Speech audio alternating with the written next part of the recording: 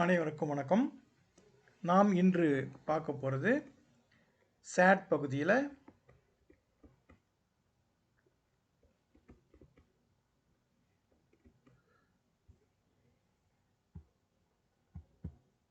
7ஆம் வகுப்பு பருவம் 2 இயற்கணிதம் அடுக்குக்குறி விதிகள்.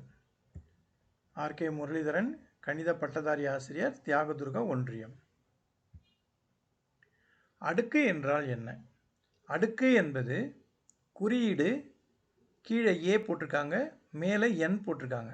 இந்த ஏயின் அடுக்கு என் எப்படி இருக்கணும் அப்படின்னா, ஏயினுடைய தலைக்கு மேலே தான் இருக்கணும். அதாவது இங்கே எழுதியிருக்காங்க பாரு, 2 3ன்னு எழுதிக்கிறாங்க.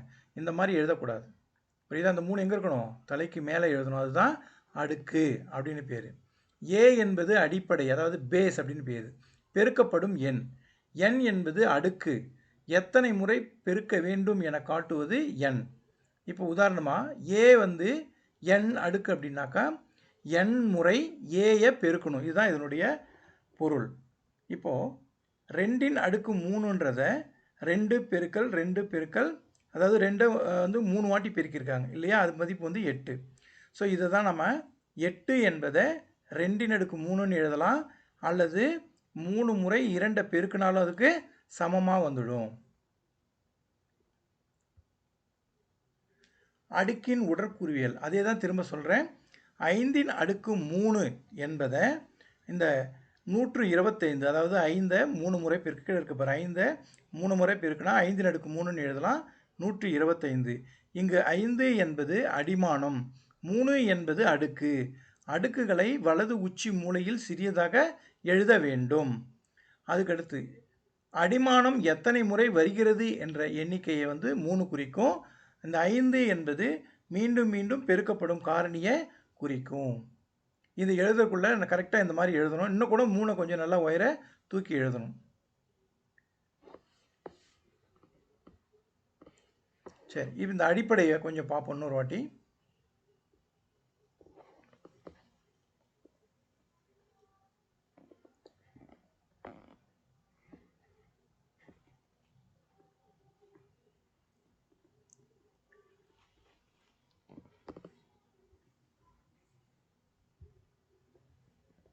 ஏழின் அடுக்கு 4. இப்போ அதுக்கடுத்து 8ன் அடுக்கு 4. 8ன் அடுக்கு 4னா என்ன அர்த்தம்? 8 பெருக்கல் 8 பெருக்கல் 4 முறை பெருக்கணும், 8. அதே போல் 8ன் அடுக்கு 5னா 5 முறை, 8ன் அடுக்கு 6னா 6 முறை. ஸோ இந்த மாதிரி எத்தனை அடுக்கு மேலே இருக்கோ அத்தனை முறை என்ன பண்ணும்? இது இந்த மாதிரி விரிவாகி கொண்டே போகும். புரியுதா? இப்போ 8ன் அடுக்கு 5 அப்படின்னாக்கா 5 முறை பெருக்கணும். 2னா 2 முறை, 1னா 1 முறை, 8ன் அடுக்கு 0னா 1. a power 0, anything power 0 equal to answer வந்து 1. அது பின்னாடி நான் சொல்கிறேன், தெரிஞ்சு வச்சுங்க. இப்போ ஒரு வேளை இங்கே மைனஸ் இருந்ததுன்னு வச்சுக்கோ, -2 அப்படின்னா இப்போ -4ன்னா எப்படி எழுதணும்? 1 கீழே இப்போ எத்தனை 4 இருக்கா? அப்போது மைனஸ் போட்டிருந்தா 1 கீழே எத்தனை இருக்கோ அத்தனை வாட்டி எழுதணும். இப்போ 5 இருந்தால் 5 முறை எழுதணும், 4 இருந்தால் 4 முறை எழுதணும். அப்போ பெருக்கின ஆன்சர் வந்து கீழே வரும், 8ன் அடுக்கு 5. ஸோ இதை நம்ம தெரிஞ்சுக்கணும். புரியுதா?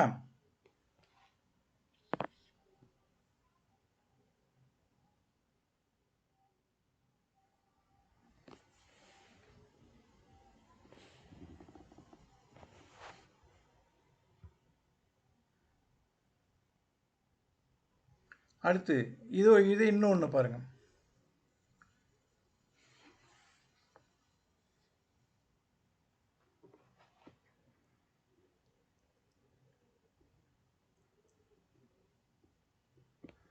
இப்போ நம்ம படித்தது தான், திரும்ப வேறு ஒன்றும் கிடையாது. 15 எக்ஸின் அடுக்கு 8. இப்போ எக்ஸுக்கு மட்டும்தான் 8, 15க்கு கிடையாது. புரியுதா? எக்ஸுக்கு மட்டும்தான் 8 அப்படின்னா 15 ஒரு முறை எழுதிட்டு எக்ஸை வந்து எத்தனை முறை எழுதணும்? 8 முறை எழுதணும். புரியுதா? சரி, 8 முறை எழுதணும். இப்போது இதில் இங்கே ஒரு உதாரணம் கொடுத்துருக்காங்க பாரு, 11 பெருக்கல் கேன்னு கொடுத்துருக்காங்களா? அப்போ நான் இதை எப்படி எழுதுவேன் அப்படின்னா, இந்த இடத்துல என்ன எழுதணும்? 11 மட்டும்தான் எழுதணும். கேக்கு மேலே என்ன போடுவீங்க? எத்தனை கே இருக்குது? என்ன 3 இருக்கா? அப்போ 3 போடணும். ஸோ இங்கே உயரம் 3, இங்கே 11. புரியுதா? இதில் அடுக்கு என்ன? அடுக்கு வந்து எத்தனை? 3. அடுக்கு 3. இது வந்து வேரியபிள்னா எக்ஸு. சரி, இது வந்து கேன்னு இருக்கு இல்லையா, அதனால் கே வேரியபிள் வந்து கே. அதுக்கடுத்து கோஎஃபிஷியன்ட்னாக்கா கெழுனா முன்னாடி இருக்கிற நம்பரை குறிக்கும். 11. அவ்வளோதான். புரியுதா? ஸோ இந்த மாதிரி நம்ம எழுத கற்றுக்கணும். ஒரு இது கொடுத்தாங்கன்னா அது எது அடுக்கு, அடிமானம் எது, அடுக்கு எது, கெழு எதுன்றது நமக்கு தெரிஞ்சிருக்கணும்.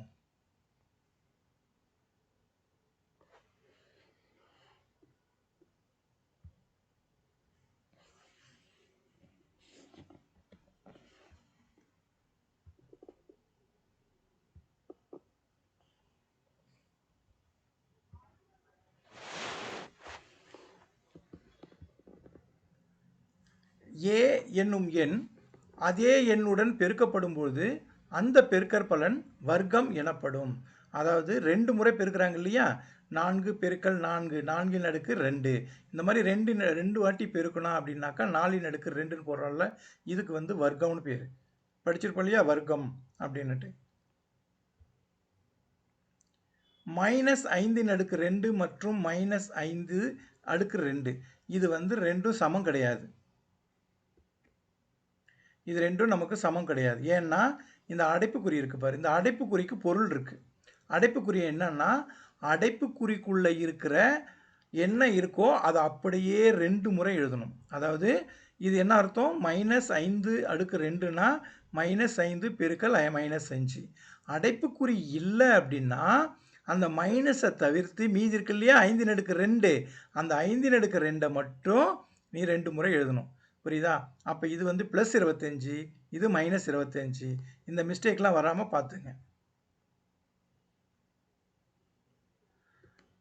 அடுத்து ஏ எனும் எண் அதே எண்ணால் 3 முறை பெருக்கப்படும் போது அந்த பெருக்கற்பலன் கணம் எனப்படும். இதெல்லாம் வந்து 8ஆம் வகுப்புல முதல் பாடத்திலே இருக்கு இல்லையா, வர்க்கம் கணம் அப்படின்னு. இதை எப்படி எழுதணும்னா ஏயின் அடுக்கு 3 என குறிக்கப்படும். எடுத்துக்காட்டு 6 பெருக்கல் 6 பெருக்கல் 6 = 6 அடுக்கு 3. அடுக்குகளை ஆங்கிலத்தில் இண்டீசஸ் என்று குறிப்பிடுவர். இப்போ நம்ம இது எங்கே பார்த்துருக்கோம் அப்படின்னாக்கா, இந்த பிட்மாஸ் அப்படின்னு ஒரு ரூல் இருக்கு இல்லையா, இந்த பிட்மாஸ் ரூல் இதில் நம்ம என்ன சொல்லியிருக்கிறோம்? பி என்பது எதை குறிக்குது?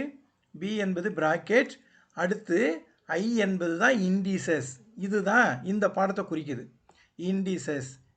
டி என்பது டிவைட் வகுத்தல், எம் என்பது மல்டிப்ளிகேஷன் பெருக்கல், ஏ என்பது அடிஷன், எஸ் என்பது சப்ட்ராக்ஷன். புரியுதா? அப்போ பிட்மாஸ் என்பதில் ஃபஸ்ட்டு எதை செய்யணும்? அடைப்புக்குறி செய்யணும். அதுக்கப்புறமா இந்த அடுக்குக்குறி இருக்கு இல்லையா, அடுக்குகள் இப்போ படுத்த 2 அடுக்கு 3, 5 அடுக்கு 7 அந்த மாதிரி அதை முடிச்சுட்டு தான் அதுக்கப்புறமா வகுத்தலுக்கு போகணும். அதுக்கப்புறம் தான் பெருக்கல், அதுக்கப்புறம் தான் கூட்டல், அதுக்கு கடைசியாக தான் சப்ட்ராக்ஷன் செய்யணும். ஞாபகம் வச்சுக்கோ. இப்போ 35 அப்படின்னாக்கா 7 அடுக்கு 1 பெருக்கல் 5 அடுக்கு 1, அதாவது 7 பெருக்கல் 5. அடுக்கு எதுவுமே இல்லை அப்படின்னா 1 அப்படின்னு நம்ம பொருள் எடுத்துக்கணும். மேலே வந்து 1. அதே போல் மீண்டும் மீண்டும் வரவில்லை, இது வந்து எனவே 35 வந்து 7 பெருக்கல் 5ன்னு எழுதுகிறோம். இதே மீண்டும் மீண்டும் வந்ததுனாக்கா எண்ணிக்கை அதிகமாகும். இப்போ 7 2 வாட்டி வந்ததுன்னா 7 அடுக்கு 2ன்னு வரும். வரல அப்படின்னா வெறும் 7 அடுக்கு 5ன்னு எழுதினாலும் போதும். இதுக்கு வந்து என்னன்னு பேர்? 1ஆக இருக்கும். பொருள் வந்து அடுக்கு 1. ஓர் உறுப்பில் அதன் அடுக்கை வெளிப்படையாக குறிப்பிடாத போது அதனை 1 என கருதலாம். அதுக்கடுத்து இங்கே பாரு 11 பீன் இருக்கு. அப்போது 11 பீனா பீன் அடுக்கு 1. அதே போல் 11 அடுக்கும் 1 தான். புரியுதா? 1 இல்லைன்னாக்கா ஒரு முறை 11, ஒரு முறை பீன்னு அர்த்தம். -1ன் அடுக்கு விதிகள். இப்போ -1ன்னு இருந்ததுன்னா இப்போ பாருங்கள், -1ன் அடுக்கு ஹோல் பவர் n. அதே போல் இங்கே -1 ஹோல் பவர் n. இப்போது n வந்து ஒற்றைப்படையில் இருந்ததுன்னு வச்சுக்கோ, அதாவது இப்போ ஒரு முறை போடுறேன், ஒரு முறை போட்டினா -1ன் அடுக்கு 1 என்ன வரும்? -1 தான் வரும். இதுவே 3 முறை போடுறேன், -1 பெருக்கல் -1 பெருக்கல் -1, அப்போ பெருக்குன்னா என்ன வரும் தெரியுமா? மைனஸ் தான் வரும். அப்போது இந்த எண்ணோட மதிப்பு 1 3 5 7 இப்படி ஒற்றைப்படையில் இருந்துச்சுன்னா ஆன்சர் வந்து மைனஸில் தான் வரும். அதே போல் ரெட்டைப்படையில் இப்போ -1/2ன்னா -1 2 வாட்டி பெருக்கிறோம். அப்போ பெருக்கணும்னா என்ன வரும்? +1 வரும். புரியுதா? அதுபோல் 4 6 8 10 இந்த மாதிரி அடுக்கில் இருந்ததுன்னா கண்டிப்பாக என்ன வரும்? ப்ளஸ் அப்படின்னு தான் வரும்.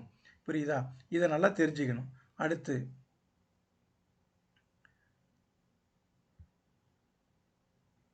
பூஜ்ஜிய அடுக்கு. பூஜ்ஜிய அடுக்குன்னா என்னன்னா ஏதாவது ஒரு any number a⁻0 any number இருந்துச்சு அப்படின்னாக்கா அதனுடைய அடுக்கு பூஜ்ஜியமாக இருந்தால் அதனுடைய டோட்டல் ஆன்சர் 1 தான். 50 அடுக்கு 1னாலும் சரி, இல்லை 100 அடுக்கு 10னாலும் சரி, சாரி இதெல்லாம் வந்து மதிப்பு மாறும். ஆனால் அடுக்கு வந்து 0ன்னு இருந்தால் இப்போ 50 அடுக்கு 0, 1000 அடுக்கு 0, இங்கே ஒன்று கொடுத்துருக்காங்க பாருங்க, 4 7 6 8 3 அடுக்கு 0, இந்த மாதிரி அடுக்கு 0ன்னு இருந்துட்டா அதனுடைய மதிப்பு வந்து 1. புரியுதா? அதனால் வேறு மதிப்பு வந்தால் மதிப்பு வரும். ஆனால் அடுக்கு வந்து 0ன்னு இருந்துட்டா கீழே எந்த அடிமானத்தில் எந்த நம்பர் இருந்தாலும் சரி ஆன்சர் வந்து 1. அடுத்து இங்கே ஒன்று இருக்குது பார், ஒரு நம்பர் அதனுடைய அடுக்கு திரும்ப அதனுடைய அடுக்கு அதனுடைய அடுக்கு அதனுடைய அடுக்கு இப்படி இந்த மாதிரி போயிட்டே இருந்ததுன்னா இதுக்கு வந்து என்னென்ன பேருனா கோபுர அடுக்கு அப்படின்னு பேர். இது என்ன சொல்லுவோம்னாக்கா எல்லாமே 2 இல்லையா, அப்போ இது 2ன் கோபுர அடுக்கு. புரியுதா? இதனுடைய மதிப்பு நம்ம கண்டுபிடிக்கலாம். சரி,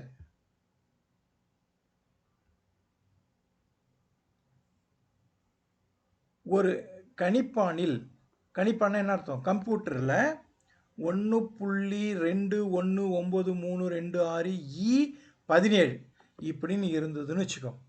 இது என்ன நடுவில் ஒரு இங்கிலீஷ் எழுத்து அப்படின்னு யோசிக்கிறேன் இல்லையா? கம்ப்யூட்டர் ரைட்டிங்கில் இந்த மாதிரி ஈன்னு இருந்ததுன்னா அது வந்து என்ன பொருள்னா பெருக்கல் 10ன்னு அர்த்தம். அந்த கடைசியில் ஈக்கு பக்கத்தில் இருக்கிற நம்பர் வந்து உயர போடணும், அடுக்கில் போடணும், 17. அப்போது 1.219326 அந்த ஈயை எடுத்துகிட்டு பெருக்கல் போட்டு 10 போட்டுட்டு அந்த கடைசியில் இருக்க 17 மேலே போடணும். இதுதான் வந்து கணிப்பான் கம்ப்யூட்டரில் வரக்கூடிய எண்கள் வந்து இந்த மாதிரி இங்கிலீஷ் எழுத்து குறிச்சிருந்தாங்கனாக்கா அதுக்கு பொருள். அடுத்து ஈ என்பது 10 அடிமானமாக கொண்ட அடுக்கு ஆகும்.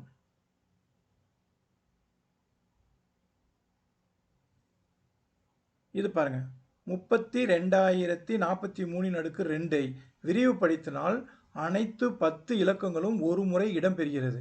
இது வந்து ஸ்பெஷல் நம்பர். இது ரொம்ப இது ஆச்சரியமான நம்பர். இந்த நம்பரை பாருங்க, இந்த நம்பரை 2 முறை பெருக்குறாங்க. பெருக்குனா என்ன வருதுன்னு பார்ப்போம் ஆன்சரு. இங்கே பாருங்க, 1 0 2 6 7 5 3 8 4 9. இதை பார்த்தோன்னே திரும்ப தெரியுது 1லேருந்து 9 நம்பர் இதுக்குள்ளே வந்துடுது ஆன்சராக. 1லேருந்து 9 வரைக்கும் மாறி மாறி வந்திருக்கு. வேறு எந்த நம்பரும் வரல. 1லேருந்து சாரி 1 இல்லை 0லேருந்தே வருது. 0லேருந்து 9 வரைக்கும் 10 எண்கள் வந்து ஒரு முறை தான் வருது. இதனுடைய சிறப்பு பார்த்துக்க, இந்த எண்ணை ஞாபகம் வச்சுங்க. ஒரே அடுக்கையும் அடுத்தடுத்து இயலெண்களை அடிமானமாகவும் கொண்ட மிக அழகான சமன்பாடுகள் 3. இங்கே பாருங்கள், 3/2 கூட்டல் 4/2 வந்து இதனுடைய ஆன்சர் 3 2 வாட்டி பெருக்கணும், 4 2 வாட்டி பெருக்கணும், கூட்டுனா 25 வரும். 25 5/2. ஸோ இந்த நம்பர் பாருங்கள் சீரியலாக இருக்கிற மாதிரி தெரியுதா? ஒரு அழகான அமைப்பு. 3 அடுத்து 4 அடுத்து 5 எல்லாமே ஸ்கொயரு. அடுத்து அதேமாரி பாரு, 10 square plus 11 square plus 12 square. இது வந்து 13 ஸ்கொயர் ப்ளஸ் 14 ஸ்கொயர்.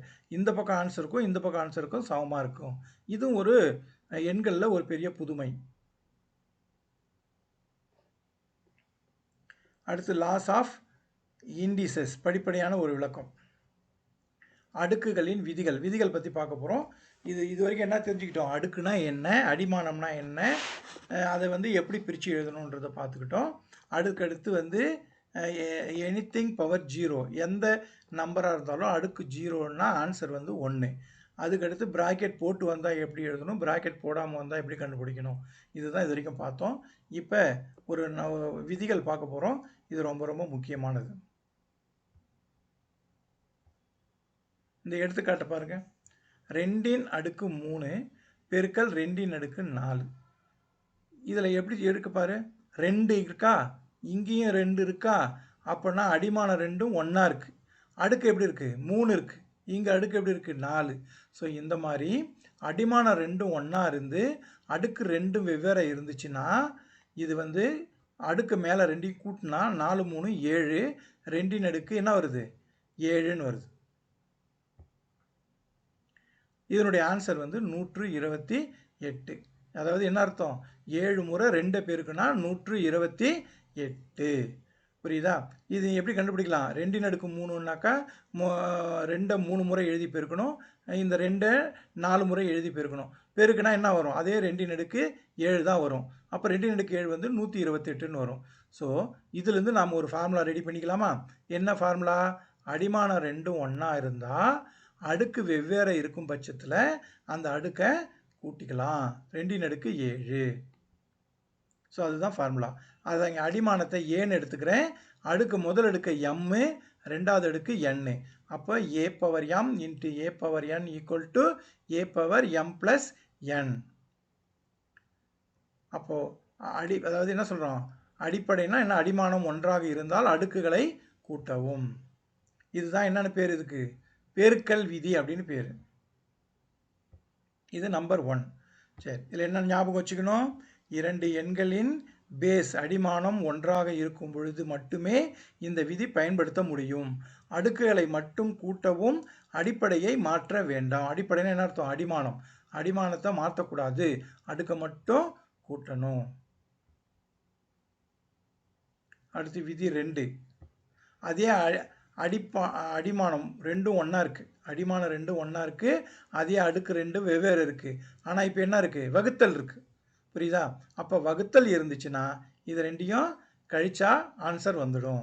இப்போ எப்படின்னு ஒரு எக்ஸாம்பிள் பார்க்கலாம். இப்போ 5ன் அடுக்கு 6 வகுத்தல் 5ன் அடுக்கு 2.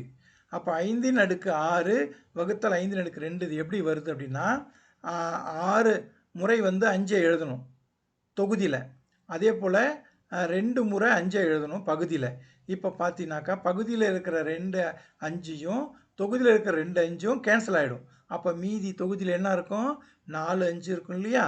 ஸோ அதை தான் என்ன பண்ணுறாங்க, அப்படியே அடுக்கை வந்து கழிச்சிக்கிறாங்க. அடிமானம் 2 ஒன்றா இருந்தால் 6 மைனஸ் 2. அப்போ 5ன் அடுக்கு 4 ஈக்குவல் டு 625. 4 முறை பெருக்கினா போதும். ஸோ இவ்வளோ பெரிய நம்பரை பெருக்கி வகுக்கிறதுக்கு இந்த மாதிரி ஷார்ட்டாக போட்டுடலாம். என்ன ஞாபகம் வச்சுக்கணும்? அடுக்கிலிருந்து கீழ் உள்ள அடுக்கை கழிக்கவும் எம் மைனஸ் என். இதில் என்ன கண்டிஷன்னா எம்மை விட என் வந்து எப்படி இருக்கணும்? என் வந்து அதாவது எம் வந்து பெருசாக இருக்கணும். இதில் எம் வந்து பெருசாக இருக்கணும், என் வந்து சின்னதாக இருக்கணும். புரியுதா? சரி, அதனால் இதை ஞாபகம் வச்சுக்கோ. இது வந்து மாற்றி கொடுத்துருக்குறாங்க, பார்த்துங்க. எம் பெருசாக இருக்கணும், புரியுதா? என் வந்து சின்னதாக இருக்கணும். அப்படி மாறி இருந்தால் என்ன சார் வரும்னா மைனஸில் வரும், வேறு ஒன்றும் இல்லை ஆன்சர். அடுத்து அடுக்கின் அடுக்கு விதி. எடுத்துக்காட்டு 3ன் அடுக்கு 2 அடுக்கு 3. ஏதாவது பாரு, A power M to the whole power N. அதாவது 3ன் அடுக்கு 2 போட்டு ஒரு அடைப்புக்குறி போட்டு அதுக்கு மேலே 3 போட்டிருக்காங்க. அப்போ இதுக்கு என்ன பொருள் அப்படின்னா, ஃபஸ்ட்டு மேலே இருக்கு இல்லையா 3ன் அடுக்கு 2 3 இருக்கு இல்லையா, இதை ரெண்டையும் பெருக்கிக்கலாம். 2 6. புரியுதா? பெருக்கிக்கிட்டால் அப்புறம் அடைப்புக்குறி போயிடும். அப்போ 3ன் அடுக்கு 6. அப்போது என்ன பண்ணலாம்? 6 முறை 3 எழுதி பெருக்கி ஆன்சர் போட்டுடலாம். ஸோ இந்த மாதிரி போட்டிருந்தாங்க அப்படின்னா மேலே இருந்து வாங்க. ஃபஸ்ட்டு 3 2 பெருக்கு.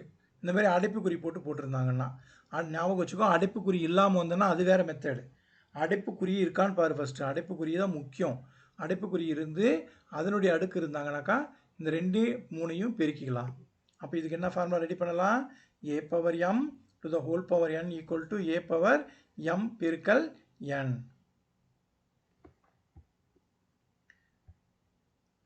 ஒரு அடுக்குள் இருக்கும் எண்ணுக்கு மீண்டும் அடுக்கு கொடுக்கப்பட்டால் 2 அடுக்குகளையும் பெருக்கவும்.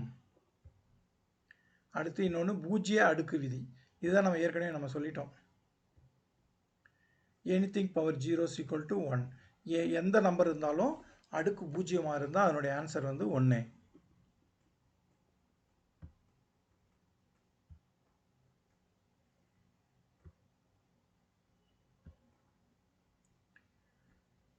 இப்போ இங்கே பாருங்கள் 7/0 7/0 அப்படின்னா ஆன்சர் வந்து 1. 125/0 ஆன்சர் வந்து 1. அடுத்த எக்ஸாம்பிள் -9/0 = 1. எது வந்தாலும் சரி அடுக்கு 0 இருந்தால் ஆன்சர் வந்து 1. என்ன ஞாபகம் வச்சுக்கணும், a is not equal to 0. a வந்து 0 வரக்கூடாது. அப்படின்ற பொழுது எந்த எண்ணின் பூஜ்ஜிய அடுக்கும் எப்பொழுதும் 1 ஆகும். இதில் இன்னொன்று இருக்கு இல்லையா, பூஜ்ஜியத்தின் அடுக்கு 0. இது வந்து இது வரைக்கும் யாராலும் ஆன்சர் இதுக்கு கண்டுபிடிக்க முடியவில்லை. அதனால் இதுக்கு பேர் வரையறுக்கப்படவில்லை அப்படின்னு சொல்கிறாங்க. பூஜ்ஜியத்தினுடைய அடுக்கு 0 அப்படின்னா அதுக்கு இது வரைக்கும் மதிப்பு இல்லை, அப்படி ஒரு எண்ணே கிடையாது.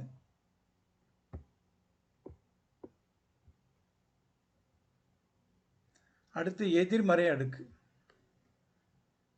தலைகீழ் எண்ணாக மாற்றவும்.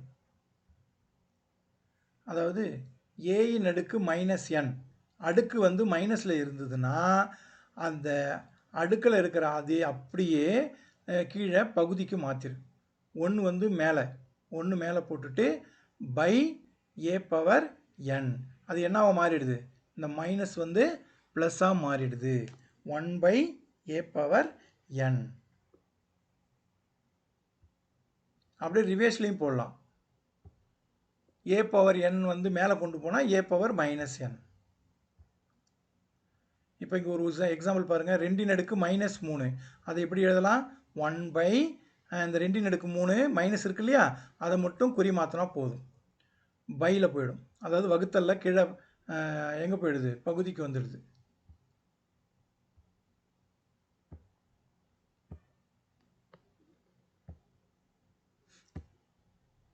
எதிர்மறை அடுக்கு இருந்தால் அதை நேர்மறை அடுக்காக மாற்றி எண்ணை தலைகீழாக்குவோம். விடை எப்பொழுதும் ஒரு பின்னமாகவே கிடைக்கும். பகுதி தொகுதியாக வரும்.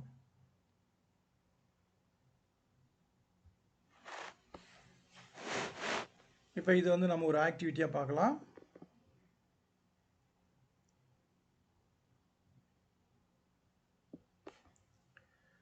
இப்போ எங்கள் அடிமானம் என்ன இருக்குது, 5 இருக்குது. அடிமானம் 5, அடுக்கு வந்து 3 இருக்குது. அப்படின்னாக்கா 5 பெருக்கல் 5 பெருக்கல் 5ன்னா 5/3 புரியுதா. இது வந்து நமக்கு பிரச்சனை இல்லை. அடுத்து கீழே பார், அடிமானம் வந்து -2, அடுக்கு வந்து -5. இதுக்கு என்ன பொருள் பாருங்க. ஸோ இதுக்கு என்ன பொருள், -2 -5.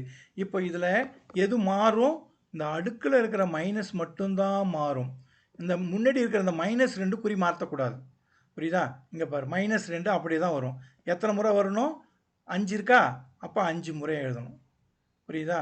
இந்த மைனஸ்ன்றது கீழே எழுதக்குள்ள அந்த -5 +5 ஆகிடும். அதனால தான் 5 முறை எழுதியிருக்கிறேன். மேலே 1 போடணும். ஸோ ஞாபகம் வச்சுக்கோ, இந்த கெழுவில் இருக்கிற அந்த குறி வந்து மாறாது, ஆனால் அடுக்கில் இருக்கிற குறி வந்து மாறிடும். அதுக்கப்புறம் நம்ம ஈஸியாக போட்டுடலாம். இப்போ இதே நம்ம இன்னும் கொஞ்சம் எக்ஸ்டெண்ட் பண்ணோம் அப்படின்னாக்கா நமக்கு தெரியும் எத்தனை வருது அப்படின்றது நம்மளால் சொல்ல முடியும், புரியுதா. ஸோ இப்போ -2 அடுக்கு இந்த மாதிரி மாறி மாறி போட்டாலும் சரி, இந்த மாதிரி எத்தனை மதிப்பு போட்டாலும் நமக்கு எங்கே வரும், மேலே 1 வரும், கீழே -1 வரும்.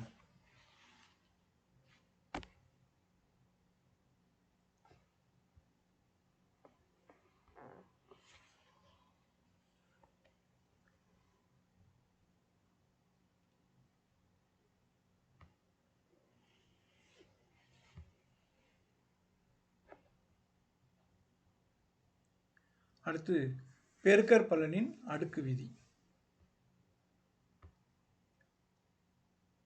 ஏற்கனவே பார்த்தது தான், ஆனால் கொஞ்சம் ஸ்லைட்டாக சேஞ்சு. என்னன்னு கண்டுபிடிக்க முடியுமா உங்களால், என்ன பாருங்கள், ab/n நல்லா ஞாபகம் வச்சு. இங்கே பாரு, முன்ன அடிமானம் 2 ஒன்றா இருந்துச்சு, ஆனால் இப்போ அடிமானம் வெவ்வேறு இருக்குது.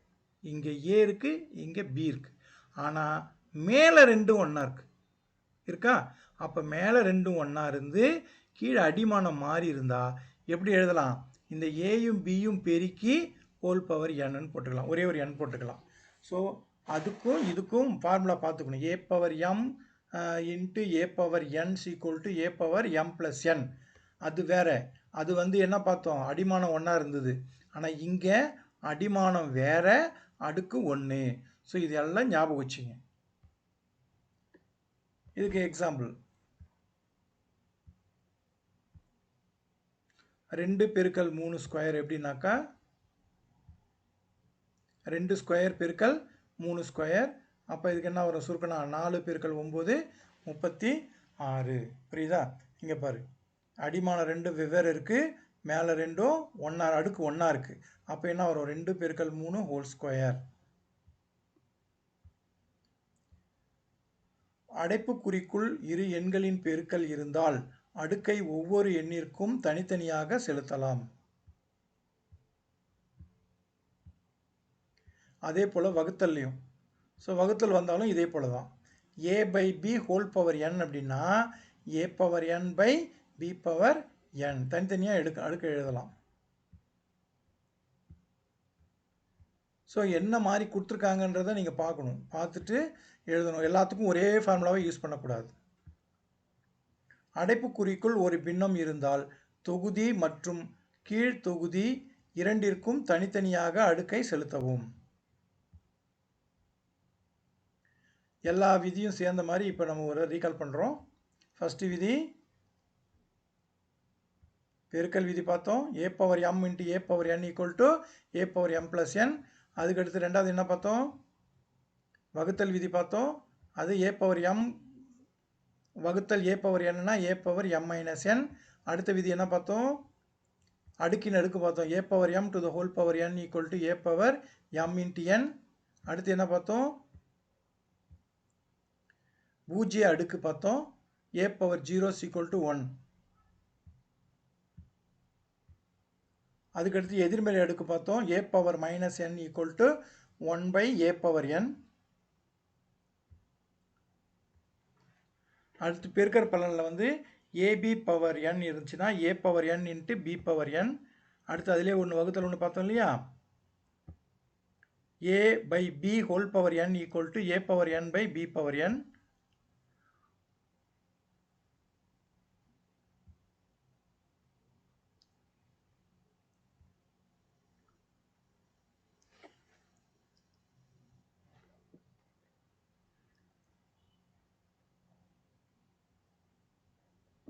சரி, இப்போ நம்ம பார்க்கலாமா? இங்கே ஒரு சம் பாரு, எக்ஸின் அடுக்கு 3 பெருக்கல் எக்ஸின் அடுக்கு 7 என்ன வரும், எக்ஸின் அடுக்கு 10. புரியுதா? ஸோ இது வந்து என்னப்பா, இது என்ன இருக்குது, அடிமானம் 2 ஒன்றா இருக்குது, அப்போ அடுக்க கூட்டிக்கலாம். அதுக்கடுத்து பாரு, எக்ஸின் அடுக்கு 10 எக்ஸின் அடுக்கு 7 அடிமானம் ஒன்றா இருக்குது, அடுக்கு வெவ்வேறு இருக்குது, வகுத்தல் அப்படின்னா கழிக்கணும். 10ல் 7 போனால் 3. இங்கே பாரு, எக்ஸின் அடுக்கு 3 ஹோல் பவர் ப்ராக்கெட் போட்டிருக்கு 7 அப்படின்னா இங்கே அடைப்புக்குள்ளே இருக்கிற நம்பரையும் வெளியில் இருக்கிற நம்பரையும் பெருக்கிக்கணும். 7 3 21. அதுக்கடுத்து எக்ஸின் அடுக்கு -3 அப்படின்னா இது எப்படி எழுதலாம், 1 பை போட்டுட்டு இந்த ப்ளஸ்ஸை மைனஸை ப்ளஸ்ஸாக மாற்றி எக்ஸின் அடுக்கு 3ன்னு எழுதணும். அதே போல் இது கொஞ்சம் புதுசாக இருக்குது பார்த்துங்க, √7 அதுக்குள்ளே 10 ஹோல் பவர் க்யூப் அப்படின்னு சொன்னால் இதை எப்படி எழுதலாம்னா 10ன் அடுக்கு 3/7. ஸோ இது கொஞ்சம் புதுசாக இருக்குது, இதை எப்படி எழுதணும்னு பார்த்துங்க. இது வந்து 9th இது சம்மந்தமாக 9th வரும், அதனால் இது கொஞ்சம் இன்ட்ரடியூஸ் பண்ணுறாங்க பார்த்துக்க. அடுத்து எந்த நம்பர் இருந்தாலும் அடுக்கு 0 இருந்தால் ஆன்சர் வந்து 1. ஸோ அதனால் இது ஒவ்வொரு மாடல் எக்ஸாம்பிள் தான், இது ஒவ்வொரு மாடலுக்கும் எக்ஸாம்பிள். ஸோ மாறி நீங்கள் ப்ராக்டிஸ் பண்ணி பார்த்துக்கலாம். அடுத்து ஒரு மாடல் கொடுத்துருக்கேன், ஒவ்வொரு மாடலாக மாறிட்டே இருக்கும்.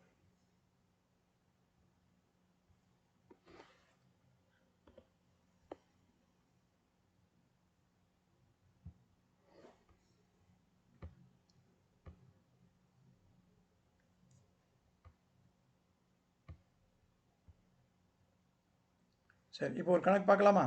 2ன் அடுக்கு 3 பெருக்கல் 2ன் அடுக்கு 5 வகுத்தல் 2ன் அடுக்கு 4. இப்போ நம்ம பிட்மாஸ் ரூலை தான் பயன்படுத்த போகிறோம். பிட்மாஸ் ரூலில் என்ன ஃபஸ்ட்டு யூஸ் பண்ணணும், முதல்ல எதை யூஸ் பண்ணணும், அடுக்கு இல்லையா? ஏன் அடுக்கு அப்படின்னாக்கா அடைப்புக்குறி தான் ஃபஸ்ட்டு பார்க்கணும். அடைப்புக்குறி ஃபஸ்ட்டுனா இதான் அடைப்புக்குறி. அடைப்புக்குறிக்குள்ளே என்ன இருக்குது? அடுக்கு இருக்குது. ஸோ அப்புறமா இந்த பெருக்கல் பார்க்கணும். அதுக்கப்புறமா என்ன பார்க்கணும்? அடைப்புக்குறிக்குள்ள வெளியில் இருக்கிற வகுத்தலை பார்க்கணும். புரியுதா? இப்போ ஃபஸ்ட்டு ப்ராக்கெட், அப்புறமா அடுக்குகள், அதாவது இண்டிசஸ் ஐ, அதுக்கப்புறமா வந்து பெருக்கல். இந்த ப்ராக்கெட்டை ஃபுல்லாக முடித்த பிறகு தான் நீ வெளியில் போகணும். அப்போ இது எப்படி வரும் ஆன்சர் பாருங்கள். விதி 1 ஃபஸ்ட்டு அடுக்குக்குறி விதி என்ன வரும்? 2/3 பெருக்கல் 2/5. அப்போ என்ன வரும்? 2/3 கூட்டல் 5. அடிமான 2 ஒன்றா இருந்தால் அடுக்கு கூட்டிக்கலாம். அப்போ என்ன வரும்? 2/8. இப்போ அடைப்புக்குறிக்குள்ளே 2/8. இப்போ அதுக்கடுத்து என்ன மீதி இருக்கிறது? 2/8 வகுத்தல் 2/4. இந்த 2 போட்டினாலே இந்த ப்ராக்கெட் போயிடும். அப்போ மீதி 2/8 வகுத்தல் 2/4.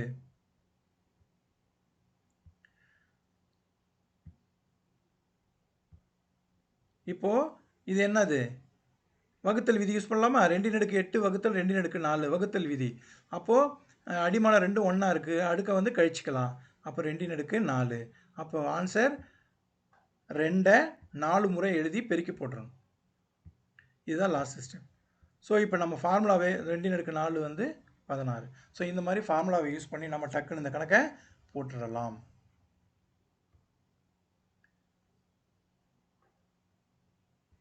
இந்த மாதிரி நீங்கள் இதுக்கு எல்லாத்துக்கும் ப்ராக்டிஸ் பண்ணி பார்க்கலாமா?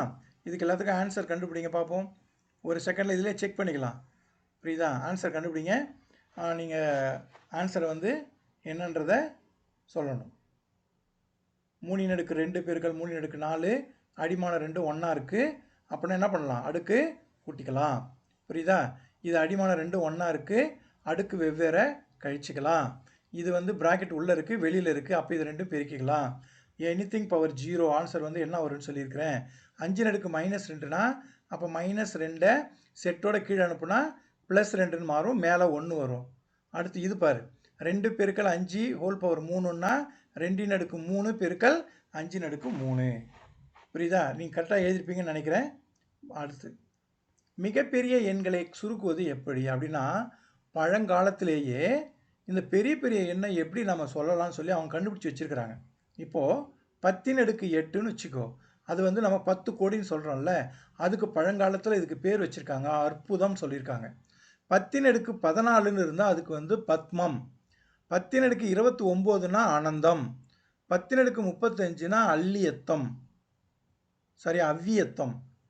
இந்த மாதிரி பழங்காலத்திலே இதுக்கு பேர் வச்சுருக்காங்க. இந்த பேரெல்லாம் இதெல்லாம் நமக்கு கொஞ்சம் தெரிஞ்சுக்கணும். அடுத்து எளிய இலக்க விதிகள்.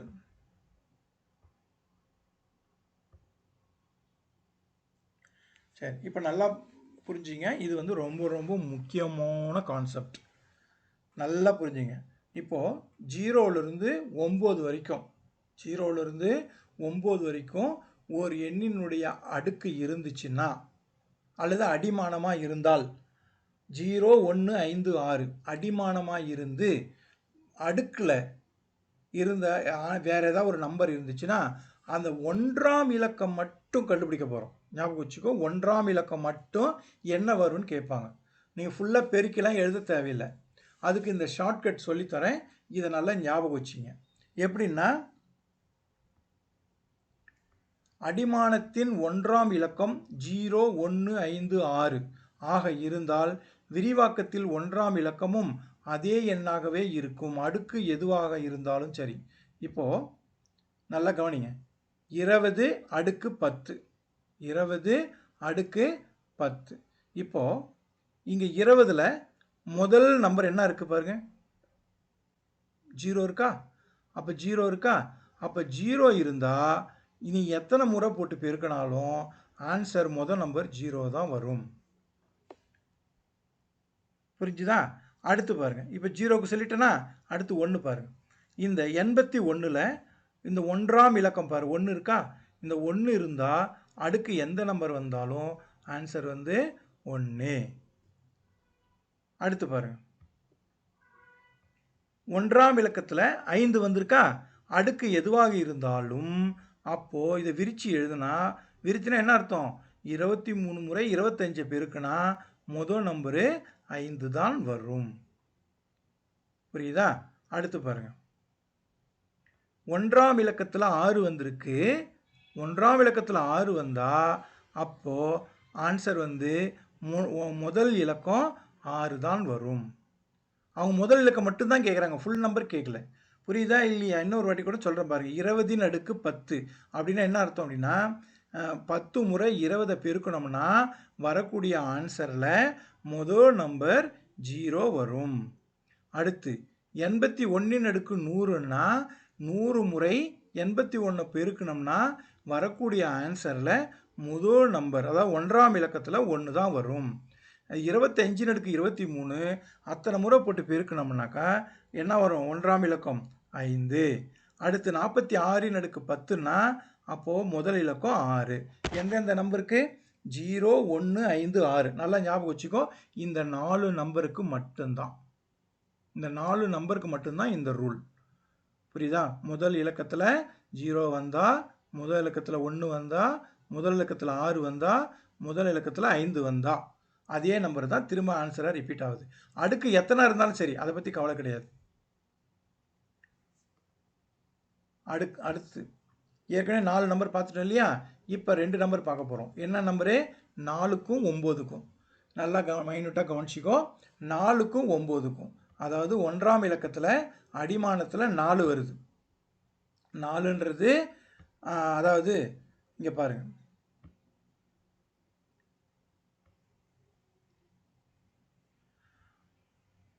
நாலு வந்திருக்கா? 4/7 1ஆம் இலக்கம். இங்கே பாருங்கள் 4 வந்திருக்கா? 4/12. ஸோ இந்த 1ஆம் இலக்கத்தில் 4 வந்துச்சுன்னா அடுக்கப்போ பார்க்கணும். அடுக்கு வந்து முன்னே எந்த அடுக்கு இருந்தாலும் சொல்லிட்டேன். ஆனால் இங்கே மட்டும் 4க்கு மட்டும் அடுக்கு ஒற்றைப்படையாக இருந்ததுன்னு வச்சுக்கோ. இந்த ஒற்றைப்படையாக இருந்தால் ஆன்சர் வந்து 4. இந்த அடுக்கு ரெட்டைப்படையாக இருந்தால் ஆன்சர் வந்து 6. அவ்வளோதான், வேறு ஒன்றுமே கிடையாது. சரி, 2 ஞாபகம் வச்சுக்கிறேன். அதாவது 4க்கு வந்து ஒற்றைப்படையாக இருந்தால் 4ம், ரெட்டைப்படையாக இருந்தால் 6ம் வரும். அதே தான் இங்கே 9க்கு வருது பார் ரூல். அடிமானம் 9 ஒற்றைப்படையாக இருந்தால் இங்கே பாரு 9/7 ஒற்றைப்படையாக இருந்தால் 9ம், ரெட்டைப்படையாக இருந்துச்சுன்னா 9/12 ரெட்டைப்படையாக இருந்தால் 1. ஸோ ஞாபகம் வச்சுக்கோ. ரெட்டைப்படை இப்போ ஈஸியாக இது வந்து மனப்பாடம் ஒன்றும் பண்ண அவசியம் இல்லை. ரெட்டைப்படையா? அப்போ 9 பவர் என்ன இருக்குது? 2. 9 2 முறை பெருக்கினா என்ன வருது? 81. என்ன வந்திருக்கு? 1 வந்துருக்குது. ஸோ அதுதான், வேறு ஒன்றும் கிடையாது. அப்போ ரெட்டைப்படை வந்துச்சுன்னா 1. 9/1 ஒரு முறை போட்டுப்பார். 9 9, அப்போ 9. அப்போ ஒத்தப்படை வந்தால் 9. ஸோ ரெட்டைப்படை வந்தால் 1. அதே மாதிரி இங்கே 4 பார், நான் ஞாபகம் வச்சுக்கோ. 4/1 ஒத்தப்படை வந்திருக்கு, அப்போ 4. 4/2 16 இல்லையா? ரெட்டைப்படை வந்தால் 6 வருது பார். ஸோ அவ்வளோதான். இது சின்ன சந்தேகமாக இருந்தால் ஒரு சின்ன சின்ன நம்பரில் சொல்லி பார்த்துக்கோ, வந்துடும் உனக்கு ஆன்சர். இப்போ இங்கே ஒரு நம்பர் பாருங்கள், 673 அடுக்கு 87. புரியுதா? இங்கே என்ன வந்திருக்குங்க? 3 வந்திருக்கு. நான் இது வரைக்கும் 3 சொல்லலை இல்லையா? இப்போ என்ன நம்பர் பார்த்தோம் அப்படின்றது ஞாபகம் இருக்கு இல்லையா? ஃபஸ்ட்டு 4 நம்பர், அதுக்கப்புறமா 2 நம்பர். அதுக்கடுத்து மீதி இருக்கிற நம்பருக்கு எப்படி போடணுன்றதை பார்ப்போம். இப்போ மீதி இருக்கிற நம்பரில் என்ன இருக்குங்க? 3 இருக்குது. இப்போ 3 வந்தால் அடுக்கு இங்கே என்ன இருக்குது பாரு. இந்த அடுக்கில் என்ன இருக்கோ, புரியுதா, அதை வந்து என்ன என்று ஆன்சர் 1ஆம் இலக்கம் என்ன வரும்னு சொல்லி நாம் கண்டுபிடிக்க போகிறோம். அதுதான் இப்போ அடுத்து நம்ம பார்க்க போகிறது. இப்போ பாருங்கள், அடுக்கில் 1ஆம் இலக்கத்தில் 2 3 7 8. நான் என்ன இதுக்கு சொல்லலை. எதுக்கு? 2 வந்தால் 3 வந்தால் 7 வந்தால் 8 வந்தான்னு சொல்லலை. ஸோ இந்த 4 நம்பர் பார்த்தோம்னாக்கா நமக்கு அந்த பாடம் வந்து முடியுது. இந்த 4 நம்பருக்கு எப்படி ஞாபகம் வச்சுக்கணும்னு பாரு. ஃபஸ்ட்டு அடுக்கினுடைய கடைசி 2 இலக்கத்தை எடுத்துக்கணும். அடுக்கினுடைய கடைசி, அங்கே 87 சொன்னோம் இல்லையா, அந்த மாதிரி 2 இலக்கத்தை எடுத்துக்கணும். எடுத்துட்டு அதை 4ஆல் வகுக்கணும். அந்த மீதி வருது இல்லையா, மீதி வந்து 1 2 3 0 இதுதான் வரும் மீதி. பாரு 1 2 3 ஏன்னா 4ஆல் வகுக்கிறோம் இல்லையா, வகுத்தோம்னா மீதி என்ன வரும், 0 வரும், இல்லைனா 1 வரும், இல்லை 2 வரும், இல்லை 3 வரும், அவ்வளோதான் வரும். அடுத்து அந்த மீதியை அடிமானத்தின் 1ஆம் இலக்கத்தில் அடுக்காக கொள்ளவும், அவ்வளோதான், வேறு ஒன்றுமே கிடையாது. இப்போது மீதி 1 வந்திருக்கு, அப்போ மீதி 1ன்னு வந்ததுனாக்கா அடுக்கு 1ன்னு எடுத்துக்கணும். புரியுதா? ஆமாம். அடுத்து மீதி 2 வந்தால் அடுக்கு 2ன்னு எடுத்துக்கணும். மீதி 3 வந்தால் அடுக்கு 3ன்னு எடுத்துக்கணும். மீதி 0 வந்தால் 4ன்னு எடுத்துக்கணும். அவ்வளோதான். இப்போ இதை பயன்படுத்தி ஒரு கணக்கு போட போகிறோம். கணக்கு போட்டால் புரிஞ்சிடும். இப்போ இங்கே பாருங்கள், அடுக்கு வந்து 205 இன் 1ஆம் இலக்கம் என்ன, இதுதான் கேள்வி. 7 வந்திருக்கா? புரியுதா? 7 வந்திருக்கா? அப்போ 7 வந்துச்சுன்னா மேலே இருக்கிற 205ல் இந்த 05 மட்டும் எடுத்துக்கோ. இந்த 05 மட்டும் பார். இந்த 05னா வெறும் 5, அந்த 5ஐ 4ஆல் வகுத்தா மீதி என்ன வருது, 1 வந்திருக்கு. நான் என்ன சொன்னேன், 1 வந்தால் அடுக்கு 1 இல்லையா, 2 வந்தால் அடுக்கு 2, 3 வந்தால் அடுக்கு 3, 0 வந்தால் 4ன்னு சொன்னேன். இப்போ இது என்ன நம்பர் இருக்குங்க, 7 இருக்கா 1ஆம் இலக்கத்தில், அந்த 7 அப்படியே எழுதி இப்போ நமக்கு மீதி என்ன வந்ததோ அது மேலே போட்டுக்கோ. 7ன் அடுக்கு 1, அப்போ ஆன்சர் வந்து 7. புரியுதா? அதாவது 7னா என்ன அர்த்தம், 1237 205 முறை நீ பெருக்குனா வரக்கூடிய முதல் நம்பர் என்ன வரும், 7ன்னு வரும். அதை தான் கண்டுபிடிக்க சொல்கிறாங்க. புரியுதா? 1ஆம் இலக்கம் 7. இன்னொரு வாட்டி சொல்கிறேன் பாருங்கள். இந்த அடுக்கில் இருக்கிற முதல் 2 நம்பர் எடுத்துங்க. அந்த 2 நம்பரை 4ஆல் வகுக்கணும். வகுத்தா மீதி 1 வருது. அப்படி வந்துச்சுன்னா அந்த 1 வந்து இந்த 7ன் அடுக்கு 1ன்னு எடுத்துக்கணும். எடுத்துட்டா அப்போ ஆன்சர் வந்து 7ன் அடுக்கு 1 7. இப்போ மீதி 2 வந்தால் 7ன் அடுக்கு 2, அவ்வளோதான், வேறு ஒன்றும் கிடையாது. ஸோ இது எந்த நம்பருக்குனாக்கா இப்போ நம்ம கடைசியாக பார்த்தோம் இல்லையா, அந்த நம்பருக்கு மட்டும்தான் இந்த ரூல். மீதிக்கெலாம் நான் ஒவ்வொன்றுக்கும் ஃபஸ்ட்டு 4 நம்பருக்கு ரூல் சொல்லிட்டேன், அடுத்து 2 நம்பருக்கு சொல்லிட்டேன், மீதி இருக்கிற நம்பருக்கு இப்போ நான் ரூல் சொல்லிகிட்ருக்கிறேன். இப்போ இங்கே ஒரு எக்ஸாம்பிள் ஒன்று பார்க்குறோம் பாரு. இப்போ 82ன் அடுக்கு 413. இப்போ 1ஆம் இலக்கத்தில் என்ன இருக்குது, 2 இருக்கா, அதனுடைய அடுக்கு 413. இப்போ இந்த 13 மட்டும் எடுத்துக்கணும். 13 எடுத்துகிட்டு அதை 4ஆல் வகுக்கிறேன், மீதி 1 வருது. அப்படின்னா 2ன் அடுக்கு 1 = 2. ஏன் இங்கே 2 எடுத்தேன், இங்கே பாருங்கள் அடியில் இங்கே 2 இருக்குது, கோடு போட்டுருக்கு பாரு, அதனால் அந்த 2ன் அடுக்கு 1 2. அடுத்து பாரு 246ன்னு இருக்குது. இப்போ இதை 46 மட்டும் எடுத்துக்கிட்டு 4ஆல் வகுக்கணும், மீதி 2, அப்போ 2ன் அடுக்கு 2 4. அதே போல் 83 இதை என்ன பண்ணுறேன், 4ஆல் வகுக்கிறேன், மீதி 3 வருது. அப்போ எனவே 8. புரியுதா? 0 வருது. 0 வந்து என்ன போட சொன்னேன், 4. அவ்வளோதான். அடுத்து பாருங்கள், இங்கே 3 வந்திருக்கா, 3ன் அடுக்கு 25. இந்த 25 4ஆல் வகுக்கணும், மீதி 1. அப்போ 3ன் அடுக்கு 1 = 3. இப்போ இங்கே 0 வந்திருக்கா, 0 வந்தால் என்ன வரும், 3ன் அடுக்கு 4ன்னு போட சொன்னேன். நான் 3ன் அடுக்கு 4 81. அப்போ முதல் நம்பர் 1.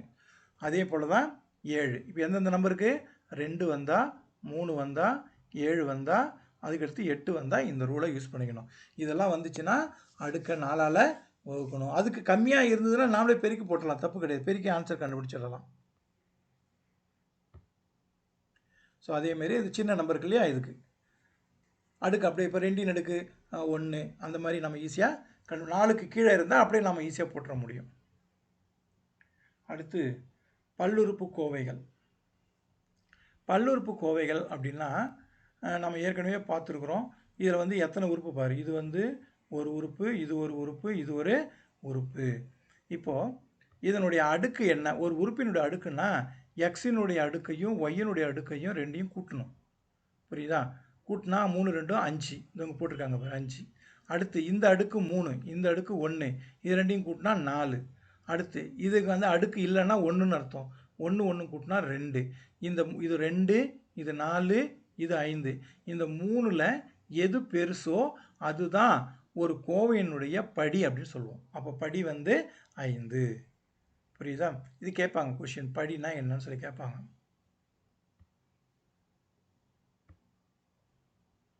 அடுத்து தலையாய கெழு, வழிநடத்தி செல்லும் கெழு அப்படின்னு பேர். ஒரு இயற்கணிதத்தில் கோவையின் அதிகபட்ச படியினை கொண்ட உறுப்பின் கெழு தலையாய கெழு. கெழுன்னா என்ன அர்த்தம்? முன்னாடி இருக்க நம்பர். அது என்ன தலையாய கெழு? இப்போது இதனுடைய அடுக்கு வந்து 4, இங்கே வந்து 3 2 5, இது வந்து 1 1 2. அப்போ இதில் படின்னு பார்த்தா இதுதான் 5. புரியுதா? எதை நாம் படின்னு சொன்னோமோ அதனுடைய அந்த உறுப்பினுடைய கெழு தான் தலையாய கெழு, -4. புரியுதா? படி 5, தலையாய கெழு -4. அடுத்து கோவையின் கூறுகளும் திட்ட வடிவமும். இப்போது ஒரு பல்லுறுப்புக்கோவையில் திட்ட வடிவில் எழுதணும் அப்படின்னாக்கா அது நல்லா தெரிஞ்சுங்க. மாறி மாறி இருக்கும். இப்போ பாரு, 3 இருக்கா, அடுத்து 7 இருக்கா, அடுத்து 10 இருக்கா, 5 இருக்கா, இந்த மாதிரி மாறி மாறி இருக்கா. இந்த மாதிரி எழுதக்கூடாது. திட்ட வடிவம்னு சொன்னீங்கன்னா இதில் எது உயர்ந்த அடுக்கு? 10, அதுதான் ஃபஸ்ட்டு மேலே வரும். அடுத்து அதுக்கடுத்து கம்மியான அடுக்கு, அதுக்கடுத்து கம்மியானது, அதுக்கடுத்து கம்மி, அதுக்கடுத்து கம்மி. இப்போ படிக்கட்டில் எப்படி ஏறுவோம்? சின்ன நம்பர்லேருந்து பெரிய நம்பர் ஏறுவோம் இல்லையா? அந்த மாதிரி வரிசையாக இருக்கணும். மேலேருந்து வரணும்னா மேலே பெரிய நம்பர்லேருந்து கீழே சின்ன நம்பருக்கு வரணும். எது இல்லையோ அது 0 போட்டுக்கலாம். ஸோ இதுதான் ஞாபகம் வச்சுக்கோ. அதுக்கடுத்து தலையாய கெழு ஏற்கனவே நான் சொல்லிட்டேன் நான். தேங்க்யூ. மாணவர்கள் வந்து இது மாதிரி நான் இது வரைக்கும் நடத்தியிருக்கிற பாடத்தை வந்து நீங்கள் நல்லா மைனூட்டாக கவனிச்சிருப்பீங்கன்னு நினைக்கிறேன். இதே மாடலில் நான் கொஷின்ஸ் உங்களுக்கு கொடுத்துருக்குறேன். அதனால் அந்த கொஷின்ஸை நீங்கள் நல்லா க்ரியேட் பண்ணி நல்லா பார்த்து ஆன்சர் பண்ண கற்றுங்க. நான் வழக்கமாக சொல்கிறது தான். உங்கள் யூடியூப்பில் போயிட்டு நான் டிஸ்கிரிப்ஷனில் கீழே கொஷின்ஸ் கொடுத்துருக்குறேன். அந்த கொஷினை பார்த்து நீங்கள் ஆன்சர் வந்து கரெக்டாக பண்ணி பார்த்துங்க. அடுத்து அதிலே ஆன்சர்ஸ் வரும் இல்லையா? நான் வழக்கமாக உங்களுக்கு டிஸ்கிரிப்ஷனில் போடுறது தான். இப்போ நான் வந்து ஒரு மாடல் உங்களுக்கு காட்டுறேன். இப்போது இந்த மாதிரி வரும். இன்டர்ஃபேஸ் வந்து இந்த மாதிரி வரும். இதில் வந்து தமிழ் மீடியம் இருக்கிறவங்க தமிழை கிளிக் பண்ணுங்கள். அடுத்து இங்கிலீஷ் மீடியம் இருக்கிறவங்க இங்கிலீஷ் கிளிக் பண்ணுங்கள். கிளிக் பண்ணிவிட்டு இதில் ஸ்கோர் மார்க் வரும். இதில் ஸ்பெஷல் என்னென்னா ஆட்டோ கிரியேட் கொஷின் அப்படின்னாக்கா இதை நீங்கள் கொடுத்தீங்கன்னா புதுசாக ஏற்கனவே 136 கேள்வி இது உள்ளே இருக்குது. இப்போ 137 வந்திருக்கு பார். அடுத்து இன்னொன்று கொடுக்குறேன், 138. ஸோ எக்ஸ்ட்ரா சார் எனக்கு இது பத்தாது, இன்னும் கொஷின்ஸ் வேணும்னு சொன்னீங்கன்னா இந்த ஆட்டோ கிரியேஷன் கொடுத்து நீ ஆன்சர் கொடுத்து என்ன பண்ணலாம், இதுலேயே செக் பண்ணி பார்க்கலாம். இதிலே வந்து ஸ்டெப் பை ஸ்டெப்பு வரும். ஷோ ஆன்சர் கீழே வரும். புரியுதா? இதெல்லாமே நீங்கள் பார்த்துக்க முடியும். அடுத்து இந்த மேனுவல் நீங்கள் போட வேணாம். அது வந்து டீச்சர்ஸ்க்கானது மேனுவல்ன்றது. அவ்வளோதான். இப்போ நீங்கள் தமிழ் கொஷின் வந்து மாற்றிக்கலாம். தமிழ் மோஷன் வந்துருங்க. கீழே நீ பார்த்துட்டு ஏதாவது வேணாம் அப்படின்னாக்கா ரீசெட் கொடுத்துருங்க. இங்கே ரீசெட்டுன்னு இருக்குது. ஸோ பழைய ஃபஸ்ட்லேருந்து வந்துடும் கொஷின்ஸ். புரியுதா? அப்புறம் எனக்கு இது வேணாம், நான் வேறு கொஷின் போகிறேன் அப்படின்னா ஜம்ப் டூன்னு போட்டுட்டு ஜம்ப் அப்படின்னு கொடுத்தீங்கன்னாக்கா நீ கொஷின் காட்டும், எத்தனை நம்பரோ அதை டைப் பண்ணினா அங்கே போயிடும். ஸோ அவ்வளோதான். இங்கிலீஷ் மீடியம்னா இங்கிலீஷ் மீடியம் பார்த்துக்கோ, தமிழ் மீடியம்னா தமிழ் பார்த்துக்கோ.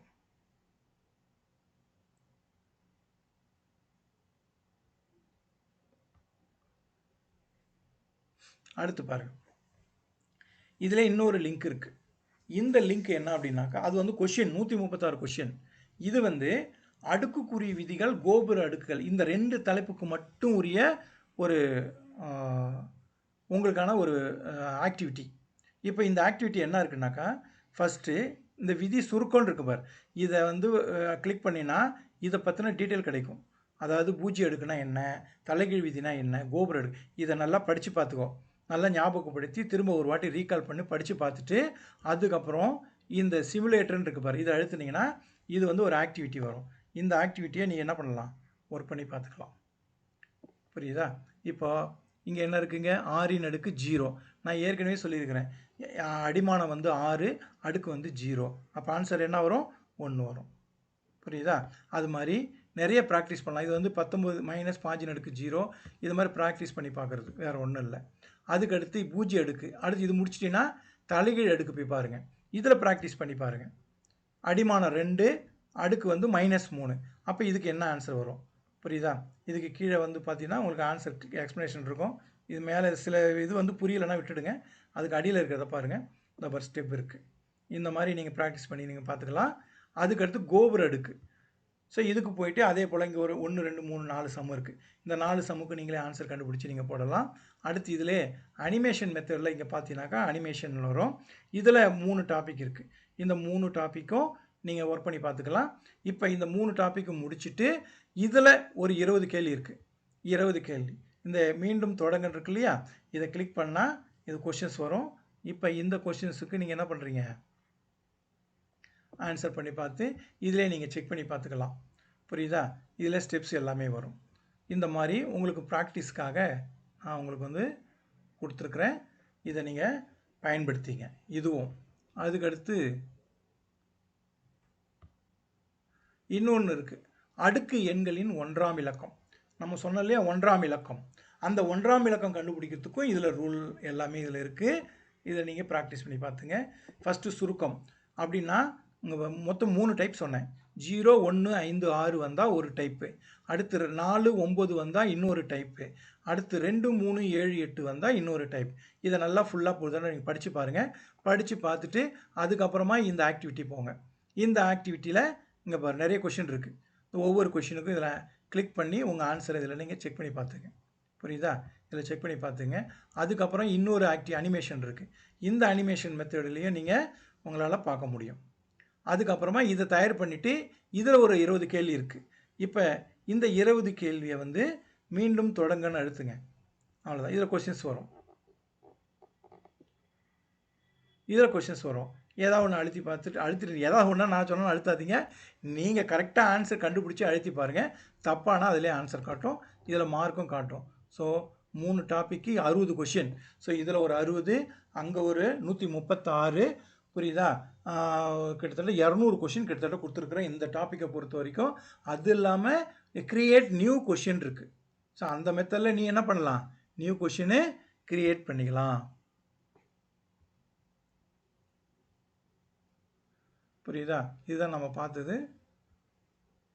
இந்த மாதிரி இந்த ஃபெசிலிட்டியோடு உங்களுக்கு நிறையா கொடுத்துருக்கேன். இந்த மேனுவல் மட்டும் போக வேணாம்.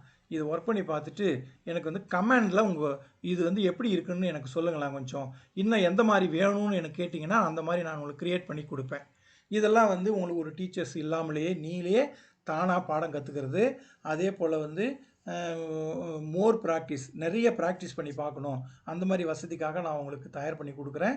இதை நல்லா பயன்படுத்தி அதிக மதிப்பெண் வாங்குவீங்கன்னு ஒரு நம்பிக்கை எனக்கு இருக்குது. அதனால தான் ஒவ்வொரு முறையும் நான் உங்களுக்கு வித்தியாசமாக நான் உங்களுக்கு சில கொஷின்ஸ் கொடுக்குறேன்.